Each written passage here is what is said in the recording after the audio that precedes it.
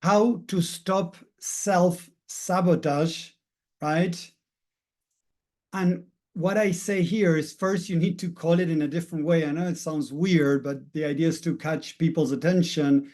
And I want to explain a bit more what I mean with that. So welcome back to another episode of Rapid Subconscious Reprogramming. Thank you for being here. Today, we're going to talk about self-sabotage, because a lot of people out there are struggling with this. And I want to share a little bit more insight to be able to start making changes with this, right? So what do I mean with you need to call it in a different way? When we call about self-sabotage, if we think about that self-sabotage, it sounds a little bit that we could come, it invites us to come from a place of judgment and criticism, like a part of you that is against us, is a part of you that is screwing up our life. Doesn't that kind of resonate a little bit what I'm saying? Type it in the chat, please. If you're watching on social media, #live. If you're watching on replay social media, #replay, just to check if you're there. Please share this with people. Remember, I'm doing this for free. I want to help as many people as possible. So I'm doing a lot of these free lectures and presentations to help more people. So self-sabotage is something that most people are there struggling with. It means that a part of us is doing exactly the opposite of what we like to do. So the first thing we need to understand is that when we judge it or criticize that part of us, as we resist, we persist doing the things that we're doing. So as we resist, we tend to persist doing what we're doing. So when there's a part of us that is doing the opposite of what we need to do, if I need to stop eating, if I need to start going to the gym, if I need to change jobs, if I need to, do better at my work to try to get a raise, to, I don't know, change things, right? To be able to align myself more to what I would like to do, as we already talked, right? And we fall into what others call self-sabotage, and I sometimes use it to communicate, but it's not the word that I use in my sessions, going deeper. We need to understand that self-sabotage is not the enemy. The part of you that is self-sabotaging, it's doing it because it has a reason for it. For that part of you, it has a valid reason. Even if, I don't know, maybe not going to the gym and not being fit is affecting your health, that part of you is protecting you from something. So it's important to understand that so that we don't beat ourselves up with this self-sabotage. So when I say calling a different way, let's call it as a part of us that is protecting us. We might not be aware of what it is protecting us from, but if we start exploring more the mind from this size of, okay, there's a part of me that is protecting me, I'm not going to war. Most people go into war with parts of them in the mind. I have the procrastinator, the inner critic, the self-sabotage. They tend to attack those parts of them in the hopes that they're going to get those parts of them to stop doing what they're doing. Does that resonate? Type a yes or a no in the chat if that is something that resonates with you, where you kind of go into war, beat yourself up, the inner critic, self-sabotage, the part of you procrastinating, right? And you kind of go into war. Going into war with the mind is meaning that, in a way, you're going to create resistance. Resistance is going to cause persisting in those things that you're doing. I mean, like, whenever I get respect, I feel good about the progress, and I fall back in train and get in. Right. So, Mike, thank you for sharing this, right? That you're saying about this, what's going on. But remember what happened. I don't want to, share too much here, but remember that something happened, Mike, that brought you to get off the train. It wasn't that you just got off the train because last time we spoke, there was an incident that happened that brought you to go back to an old pattern. So again, it's not self-sabotage. There's a part of you that is protecting you from pain, and that's why you fell off the track, right? And most people call it self-sabotage. I would say that you were experiencing a lot of pain and you went back to what you're used to doing when you're in pain. Does that make sense there, Mike? Tuya, yes or no? So sometimes okay, yes. Thank you, Tuya. Okay, so what happens is when we go into fighting the parts of us that are against us, quote unquote, the self-saboteur, the inner critic, the procrastinator, we are judging those parts of us. And as I explained in many of my trainings, I spent all the weekend talking about this with the people that were able to show up, right? If you are not able to see a challenge and you want to see the recordings, type here underneath in the chat in the social media, hashtag recording or hashtag challenge, and we'll get you the link to the recordings. They're going to be there for a limited time and then I'm going to bring them down. So take advantage of this opportunity, please. So if there's a part of me that is doing the self-sabotage, imagine that, let's put it this way. I'm going to talk about going to the gym, maybe. Let's put that example, right? I start going to the gym. I start going for a couple of weeks and then I stop going to the gym, right? So again, maybe there's a part of me that stopped going to the gym because I was going through pain. I was going through a challenging situation. And as I didn't deal with my emotions the most effective way, the most accurate way, unfortunately, that part of me went back to, okay, I don't give a damn. Why should I take care of me if you're not taking care of me, Tommy? I'm feeling all this pain inside of me. And instead of paying attention, you're watching movies, you are eating, you're doing something else. So why would I go to the gym then? So part of me just disconnects. So self-sabotage, in a way, it's like, you know what? I don't want to do it anymore. So it's not really self-saboteur like the enemy. It's just saying, you know what? You're giving up on me. Why would I do then that's going to the gym or eating or whatever, right? Or doing some work, right? I need to do work. I don't know. I need to grow my business. So I need to talk to people. So I start talking to people, right? Suddenly somebody rejects me. I feel like crap. I don't deal with the emotions correctly. And I stop doing it. So the self-sabotage or the self-saboteur comes out, right?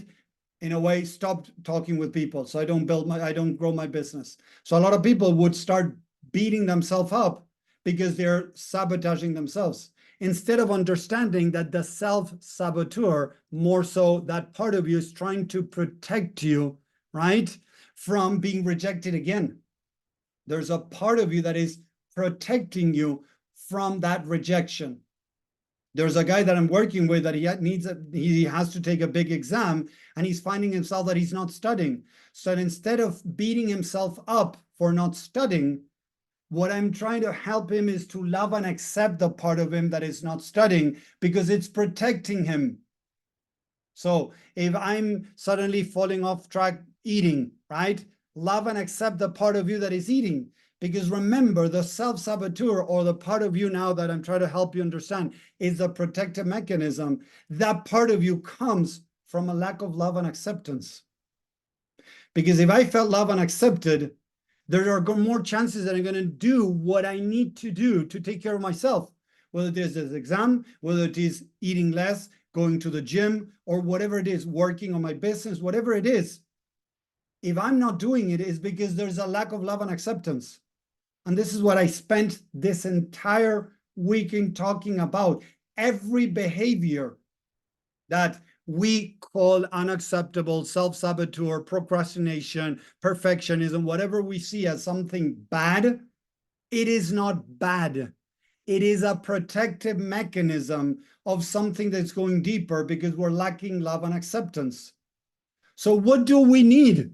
Instead of fighting with that behavior, what do we really need if we want to dissolve that behavior? Let's see, most of you are working with me, all of you in Zoom, everybody's working with me. We talked about this weekend. What do we need that we spend talking the entire weekend on? Understanding that part, I love that. And then what? Before the understanding, the love and acceptance, and then the understanding. Yes, what is the benefit, thank you, Romana, of that behavior? Exactly. Love and acceptance, understanding, and what is the benefit of that behavior? Instead of seeing it as the self-saboteur, as the enemy, as some part of me trying to screw me up, I try to see it in a more loving way, understanding that that part of me is going back to not doing what I need to do because it's in a lot of pain and I'm not supporting it. I'm not loving and accepting it through that pain. I might, if I go eat whenever I feel, and we talked about this weekend with several of you, if I go eat whenever I feel upset, it's because I'm going back to numbing the pain, right? Looking for a reward there. It could be temporary, but it's still a reward. So instead of beating myself up, then I'm falling into self-sabotage. I need to learn how to love and accept the part of me that is doing that behavior so that eventually it's going to dissolve and fade away that behavior. That, again, quote unquote, self-saboteur needs love and acceptance. So I need to start calling it another name. And that's what I teach is a part of me is protecting me by not doing what it needs to do. Why? Let's go deeper. Why? But we start loving and accepting that part of me because it's actually trying to protect me from something. That's why the self-saboteur, quote unquote, comes out as a protective mechanism. So instead of judging yourself, criticizing yourself because of what you're doing, the idea is to understand, love, and accept, support that part of you. Because that part of you needed support at the beginning. That's why it created that behavior.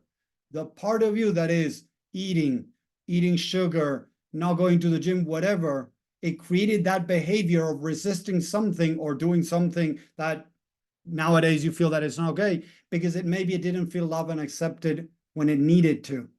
So it created a behavior to deal with the pain. Thank you, Romana. To deal with the pain.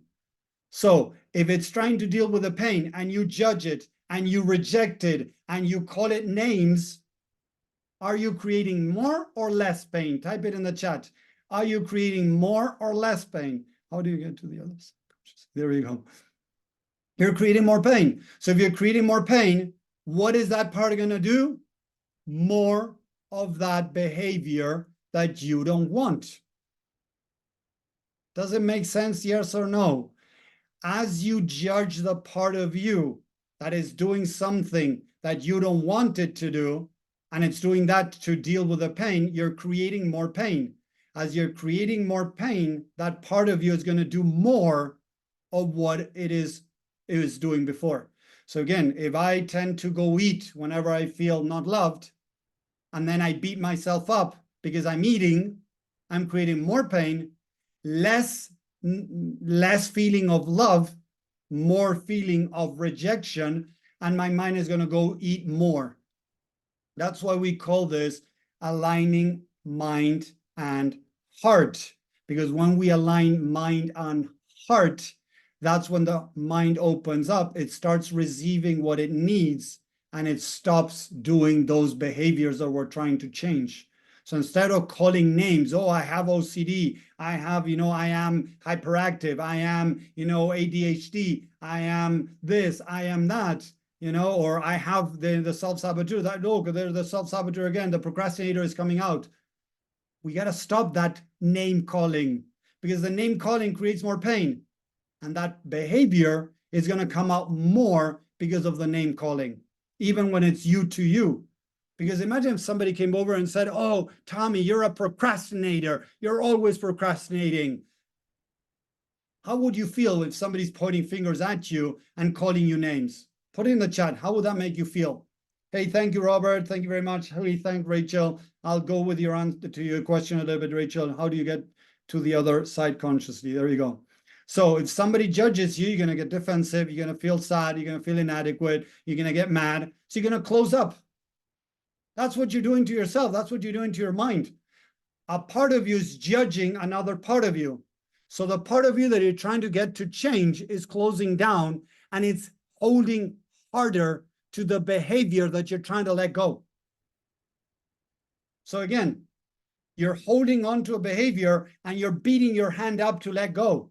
That hand is going to hold even harder to that behavior instead of letting it go. This is very important to understand. So instead of beating yourself, instead of calling yourself names, I want to invite you to start realizing that behind the saboteur, it's you, Romana, Tommy, Mike, Tuya, Rachel, Robert. Behind the saboteur, the procrastination, whatever, there's a part of me, there's a Tommy. So stop calling Tommy names. There's a part of me that's procrastinating. There's a part of me that's protecting me. We can start talking about actions more than calling names.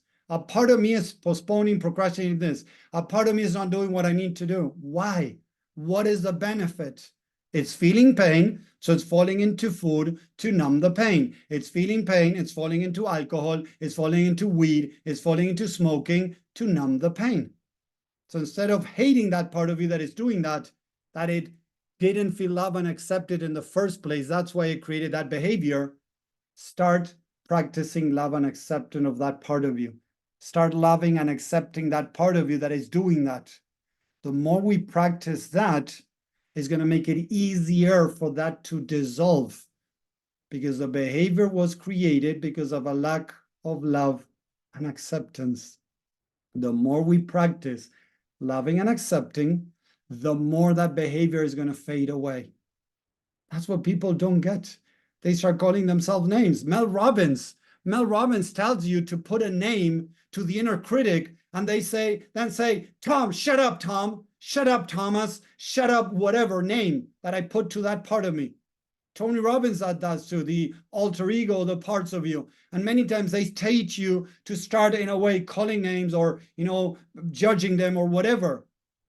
That is more pain. That is not love and acceptance. So watch out what you've been consuming out there. Start building some discernment, because most people are teaching you to shut up, to let go. You should be over that already. You should be, I don't know, going to the gym every day, for so far, by now. You should stop eating by now. You should. If you're not doing it, there's a reason behind that. There is a reason. So the more you beat up yourself because you're not doing, or you're doing something like smoking or eating, or you're not going to a gym, whatever it is, you're creating more pain. More pain will create more of that behavior that you're trying to get rid of. So the idea is to stop calling yourself names. Self-sabotage, procrastinator, I'm a procrastinator. No, a part of me tends to procrastinate. A part of me tends to self-sabotage, or a part of me tends to do the opposite of what I need to do. What are the benefits of that? There's a reason why that part of you is still doing that. So the more we can practice love and acceptance, the more we're going to be able to turn around in different aspects of our life. But it's all about love and acceptance. If we don't start with that, it's going to make it very, very difficult. We're going to have to use tools like fear to scare the shit out of ourselves to try to get things done. And as I said, that has big consequences for the mind and the body. So I'd rather work through loving and accepting, because that's what we all need, and we didn't get as much as we needed. And that's what we created, the behaviors that are now holding us back, getting in the way, or bothering us when they're actually protecting us. So I hope that is making sense. I hope, again, you're enjoying that. Rachel, I hope that, help you understand a bit more. We need to love and accept that part of us that is doing that, and then go into understanding, why am I doing this? What is the, benefit from this behavior? And you think that there's no benefit? I'm sorry, there's always a benefit. If you're not seeing any benefit, there's going to be judgment. If suddenly you can switch into, okay, there is a reason behind this. Why am I doing this? It's going to make it easier to go deeper, to identify the root cause, the lack of love, what's going on, what is it protecting myself from, and be able to love and accept, bring that, and start reducing that power that behavior has over you. So you start getting rid of it from a loving and accepting place, not from a forcing yourself, pushing yourself, judging yourself, scaring yourself to do something. So I hope that makes sense. Let me know what you think on social media. If you're liking this, share this, please. Thank you, Rachel. Thank you, Roy, for being here. We're meeting every week, Mondays and Wednesdays, where I offer some different topics, and then we do some on Zoom for the community, right? We do some one-on-one also, a little bit later. So if you want to join, again, if you want to see the recordings, hashtag recordings. If you want to, be part of the community, hashtag community. We're here to help and offer as many tools as possible to start helping people change the way they deal with the things that they're struggling. Because most of what personal development are teaching out there is totally the opposite. It has nothing to do with love and acceptance. It's changing through force, through ignoring disconnecting from yourself. And the idea is to connect with ourselves, to let our light come out, our potential come out, and become our true selves. So thank you very much again for watching. I hope you enjoyed this. Let me know what you think in the comments, and I'll see you next time. Take care, everyone. Bye. Mike.